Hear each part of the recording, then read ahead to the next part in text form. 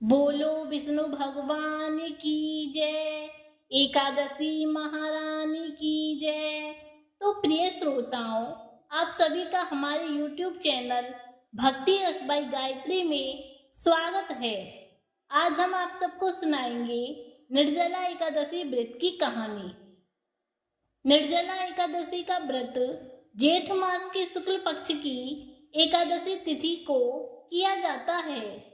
हिंदू धर्म में एकादशी व्रत का मात्र धार्मिक महत्व ही नहीं है, यह व्रत मानसिक एवं शारीरिक स्वास्थ्य के नजरिए से भी बहुत महत्वपूर्ण है। एकादशी का व्रत भगवान विष्णु की आराधना को समर्पित होता है। इस एकादशी का व्रत करके श्रद्धा और सामर्थ्य के अनुसार दान करना चाहिए। इस दिन विधि पूर्वक जल कलश का दान करने वालों को पूरे साल की एकादशियों का फल मिलता है। इस प्रकार जो इस पवित्र एकादशी का व्रत करता है वह समस्त पापों से मुक्त हो जाता है। अब हम जानेंगे एकादशी व्रत का इतिहास।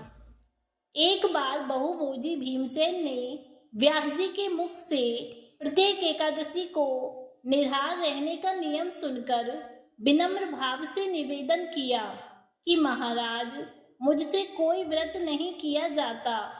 दिन भर बड़ी तीव्र क्षुधा बनी ही रहती है, अतः आप कोई ऐसा उपाय बतला दीजिए जिसके प्रभाव से स्वतः सद्गति हो जाए। तब व्यास जी ने कहा कि तुमसे वर्ष भर की संपूर्ण एकादशी नहीं हो सकती, तो केवल एक निर्जला कर लो। इसी से साल भर की एकादशी करने के समान फल हो जाएगा। तब भीम ने वैसा ही किया और स्वर्ग हो गए। इसलिए यह एकादशी भीमसेन एकादशी के नाम से भी जानी जाती है। अब हम जानेंगे निर्जला एकादशी का महत्व। निर्जला यानी यह व्रत बिना जल ग्रहण किए और उपवास रखकर किया जाता है। इसलिए यह व्रत कठिन तप और साधना के समान महत्व रखता है। हिंदू पंचांग अनुसार भृषभ और मिथुन संक्रांति के बीच शुक्ल पक्ष की एकादशी निर्जला एकादशी कहलाती है। इस व्रत को भीमसेन एकादशी या पांडव एकादशी के नाम से जाना जाता है। पौराणिक मान्यता है कि 5 पांडवों में एक भीमसेन ने इस व्रत का पालन किया था और बैकुंठ को गए थे, इसलिए इसका नाम भीमसेन एकादशी भी हुआ। सिर्फ निर्जला एकादशी का व्रत कर लेने से अधिक मास की 2 एकादशियों सहित साल की 25 एकादशी व्रत का फल मिलता है। जहाँ साल भर के अन्य एकादशी व्रत में आहार संयम का महत्व है, वहीं निर्जला एकादशी के दिन आहार के साथ ही जल का संयम भी जरूरी है। इस व्रत में जल ग्रहण नहीं किया जाता, यानी निर्जल रहकर व्रत का पालन किया जाता है। यह व्रत मन को संयम सिखाता है और शरीर को नई ऊर्जा देता है। यह व्रत पुरुष और महिलाओं द्वारा किया जाता है। व्रत का यही विधान है। जो भी निर्जला एकादशी का व्रत करे वह दिन भर इन बातों का ध्यान रखे। पवित्रीकरण के समय जल आचमन के अलावा अगले दिन सूर्योदय तक पानी नहीं पिए। दिन भर कम बोले और हो सके तो मौन रहने की कोशिश करें। दिन भर न सोएं, ब्रह्मचर्य का पालन करें, झूठ न बोले, गुस्सा और विवाद न करें। अब हम जानेंगे इस व्रत की कहानी। जब वेदव्यास ने पांडवों को चारों पुरुषार्थ धर्म, अर्थ, काम, मोक्ष देने वाली एकादशी व्रत का संकल्प कराया था, तब युधिष्ठिर ने कहा, जनार्दन, जेठ मास के शुक्ल पक्ष में जो एकादशी पड़ती हो, कृपा उसका वर्णन कीजिए। भगवान श्री कृष्ण ने कहा, हे राजन, इसका वर्णन परम धर्मात्मा व्यास जी करेंगे, क्योंकि संपूर्ण शास्त्रों के ज्ञाता और वेद वेदांगों के पारंगत विद्वान हैं। तब व्यास जी कहने लगे, कृष्ण और शुक्ल पक्ष की एकादशी में अन्न खाना वर्जित है। द्वादशी को स्नान करके पवित्र होकर फूलों से भगवान केशव की पूजा करें। फिर पहले ब्राह्मण को भोजन देकर अंत में स्वयं भोजन करें। यह सुनकर भीमसेन बोले, परम बुद्धिमान पितामह, मेरी उत्तम बात सुनिए।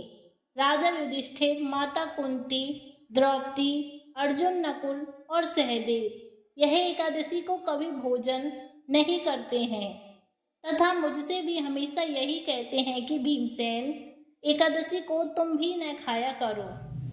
परंतु मैं उन लोगों से यही कहता हूँ कि मुझसे भूख नहीं सही जाएगी। भीमसेन की बात सुनकर व्यास जी ने कहा, यदि तुम नरक को दूषित समझते हो और तुम्हें स्वर्गलोक की प्राप्ति अभिष्ट है और तुम 2 पक्षों की एकादशियों के दिन भोजन नहीं करना। भीमसेन बोले, महाबुद्धिमान पितामह, मैं आपके सामने सच कहता हूँ। मुझसे एक बार भोजन करके भी व्रत नहीं किया जा सकता, तो फिर उपवास करके मैं कैसे रह सकता हूँ। मेरे उदर में व्रत नामक अग्नि सदा प्रज्वलित रहती है। अतः जब मैं बहुत अधिक खाता हूँ तभी यह शांत होती है। इसलिए महामुनि, मैं पूरे वर्ष भर में केवल एक ही उपवास कर सकता हूँ, जिससे स्वर्ग की प्राप्ति सुलभ हो तथा जिसके करने से मैं कल्याण का भागी हो सकूं। ऐसा कोई एक व्रत निश्चित करके बताइए, मैं उसका यथोचित रूप से पालन करूंगा। व्यास जी ने कहा, भीम, जेठ मास में सूर्य वृषभ राशि पर हो या मिथुन राशि पर शुक्ल पक्ष में जो एकादशी हो, उसका यत्न पूर्वक निर्जल व्रत करो। केवल कुल्ला या आचमन करने के लिए मुख में जल डाल सकते हो। उसको छोड़कर किसी प्रकार का जल विद्वान पुरुष मुख में न डालें, अन्यथा व्रत भंग हो जाता है। एकादशी को सूर्योदय से लेकर दूसरे दिन के सूर्योदय तक मनुष्य जल का त्याग करे तो यह व्रत पूर्ण होता है। इसके बाद द्वादशी को प्रातःकाल में स्नान करके ब्राह्मणों को विधि पूर्वक जल और सुवर्ण का दान करें। इस प्रकार सब कार्य पूरा करके जितेंद्रिय पुरुष ब्राह्मणों के साथ भोजन करे। वर्ष भर में जितनी एकादशी होती हैं, उन सब का फल इस निर्जला एकादशी से मनुष्य प्राप्त कर लेता है।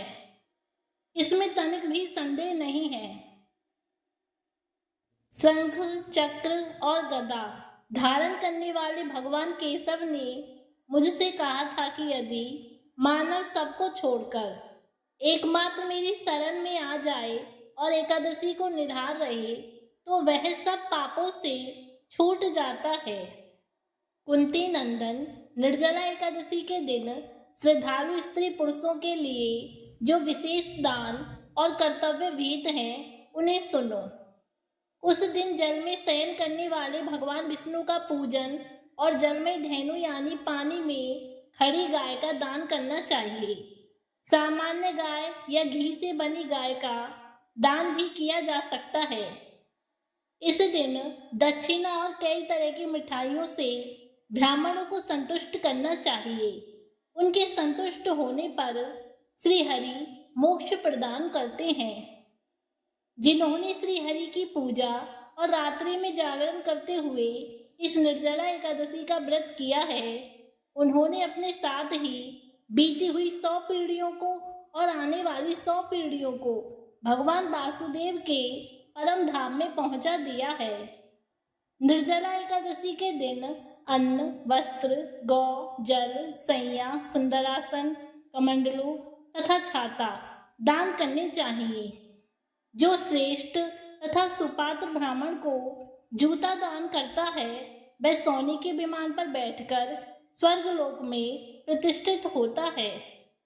जो इस एकादशी की महिमा को भक्ति पूर्वक सुनता तथा उसका वर्णन करता है, वह स्वर्गलोक में जाता है।